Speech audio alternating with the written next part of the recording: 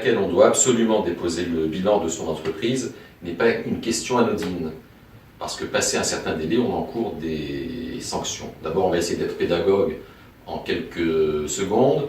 Déposer le bilan, c'est en réalité, en termes juridiques, déposer une déclaration de cessation des paiements. Alors, quand est-on en état de cessation des paiements?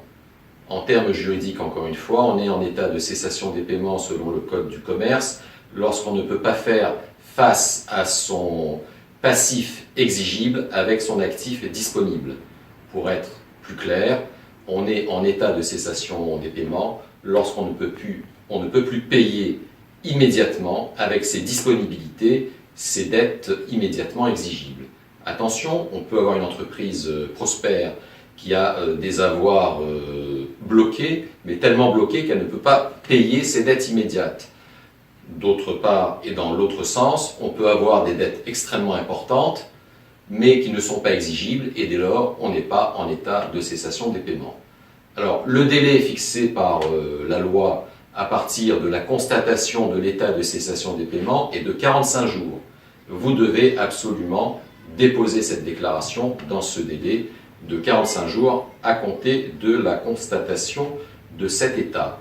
Si cela n'est pas fait, le dirigeant de l'entreprise encourt des sanctions personnelles qui vont toucher son patrimoine personnel.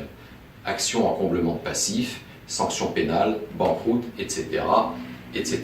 parce qu'on considérera qu'il a aggravé le passif de la société. Alors quelquefois, on tarde en toute bonne foi. On se dit, oui, la situation est un petit peu périlleuse, mais j'attends des règlements, ou je vais avoir de nouveaux marchés, l'affaire va redémarrer, ça va repartir, etc., etc. Donc la décision est très difficile à prendre, et en fait, il faut se faire conseiller. Il faut essayer de garder la tête froide et avoir recours donc, à son avocat spécialiste en droit commercial, droit des affaires, ou à son expert comptable. J'ajoute pour terminer sur la question que ces deux professionnels, au premier rang desquels l'expert comptable, ont une responsabilité. Ils doivent vous aviser lorsque vous êtes en état de cessation des paiements et que vous ne vous en êtes pas rendu compte. Voilà.